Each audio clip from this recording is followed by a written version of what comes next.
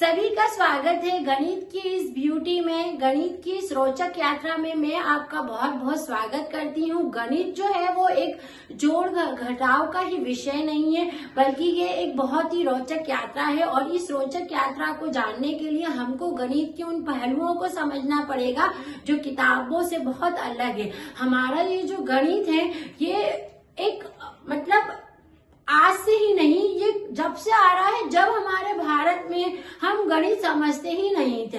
हमारे जो रामायण और महाभारत जैसे महाकाव्य है उनसे ही गणित जुड़ा हुआ है।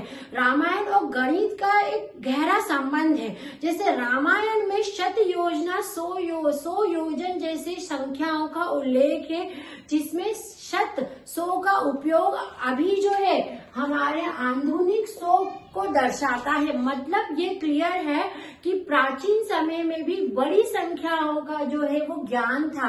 भले शून्य का आविष्कार बाद में हुआ, लेकिन उस समय इस चीज से हमको ये पता चला कि हमारे रामायण में जो 100 योजन था, जो का उल्लेख है, वो आधुनिक 100 को दर्शा रहा है। मतलब रामायण का हमारे गणित से एक गहरा संबंध है। जैसे कि हमारी हनुमान चालीसा की एक चौपाई है, जुग सहस्त्र योजन पर भानु लील्यो ताहि मधुर फल जानू। ये जो चौपाई है इसमें आप देख रहे सहस्त्र यानी 1000, योजन यानी यूनिट जो रहती है उसकी, भानु यानी सूर्य। ये जो पूरी चौपाई है उसके अंदर भी बड़ी संख्या का उल्लेख है उस समय का। मतलब बड़ी संख्या का जो ज्ञान था वो हमारे शून्य के आविष्कार के पहले से था। उस समय भी ये चीज थी। जब हनुमान जी ने सूर्य को एक फल समझ के खा लिया था, तो उस समय भी आप समझ रहे हैं कि वो भी हमारा गणित का ही हिस्सा था, सहस्त्र योजन पर भानु।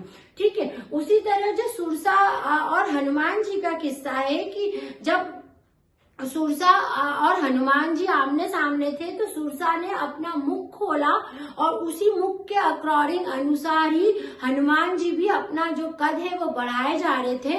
फिर जब सुरसा ने 100 गुना ज्यादा अपना मुख खोल लिया, तो हनुमान जी ने अपने कद को छोटा कर लिया और उसके मुख के अंदर पूरा घूम के परिक्रमा करके आ गए।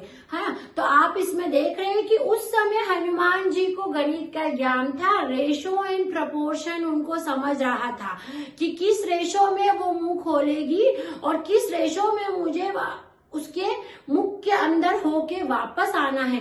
तो ये गणित था उस समय का। मैंने क्या कहा, गणित जो है किताबों से अगर हट के देखे तो हमको वहां पर भी गणित दिखेगा। तो उस समय इन दोनों जो मैंने आपको बताए हैं किससे, इन दोनों में आपको गणित की झलकियां दिखेगी। ठीक है, गणित का सीधा ताल्लुक किसी चीज से होता है कि आपको गहराई से उसको समझना पड़ता है। जैसे कि अभी अब हम महाभारत में हमारे देखेंगे, महाभारत, अगर हम महाभारत की बात करें तो इसका भी गणित से सीधा संबंध है। इसके अंदर प्रायिकता, जो प्रायिकता का जो आप प्रायिकता जो समझते हैं ना, ठीक है, प्रोबेबिलिटी, संख्या का ज्ञान, संख्या का नियम, ज्योतिषी, ये सारे शब्द महाभारत के हैं और ये सारे शब्द हमारे गणित से जुड़े हुए हैं। प्रोबेबिलिटी की बात कर रही हूं मैं,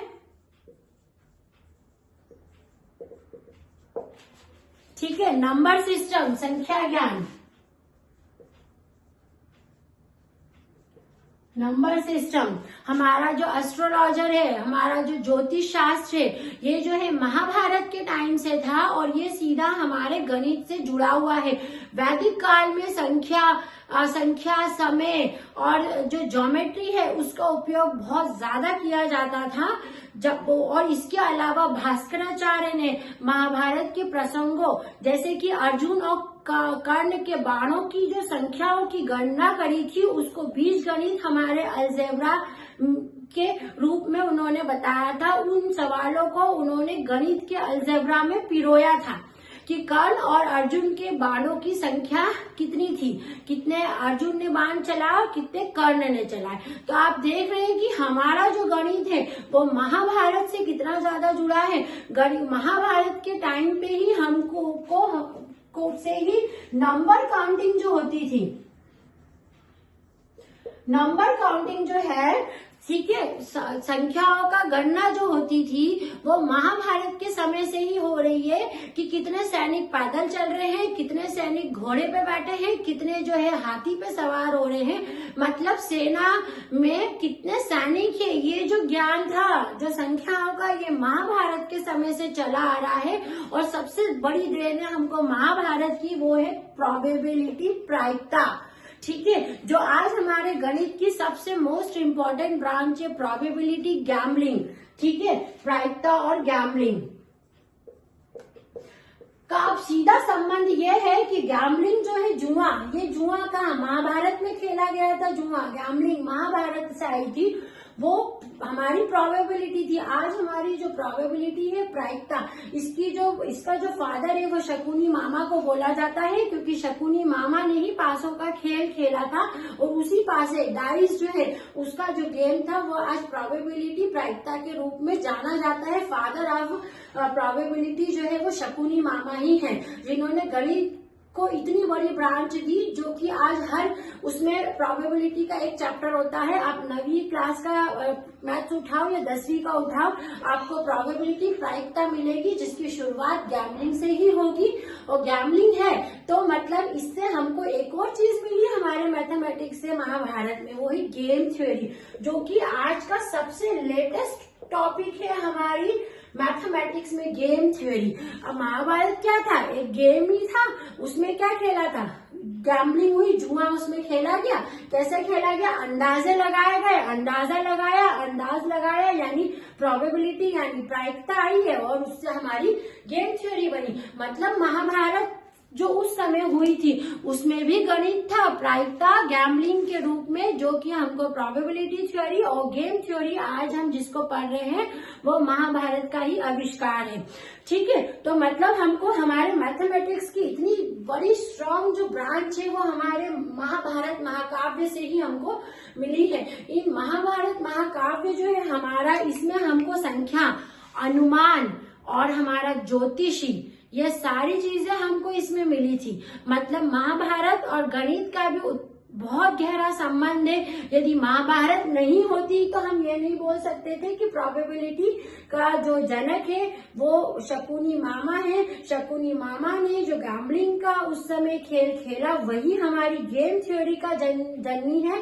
इस तरह से हमको महाभारत से हमारे मैथमेटिक्स की दो मोस्ट इम्पोर्टेंट ब्रांच प्रोबेबिलिटी और गेम थ्योरी हमको मिली है। इसका मतलब सीधा सीधा ये है कि गणित जो है वो केवल एक किताबी ज्ञान नहीं है, ये केवल संख्याओं का खेल नहीं है, ये हमारे महाकाव्य, हमारी जो प्राचीन संस्कृति है उससे जुड़ा हुआ एक विषय है। ये केवल एक कल्पना नहीं है, ये एक हमारी पुरानी जो नींव है वो जो है वो गणित के आधार पे ही जुड़ी गई है। इसमें रोचक जो बातें हैं, इसकी जो इम्पोर्टेंट फैक्ट है इसके, वो ये है कि शून्य जो है हमारा, जीरो जिसको हम बोलते हैं, उसका आविष्कार हमारे भारत में ही हुआ है, जीरो। और पाई, जो हमारा पाई है वो अनंत विस्तार के रूप में जाना जाता है। हमारा जो पाई है, फिबोनाची सीरीज की हम अगर बात करते हैं,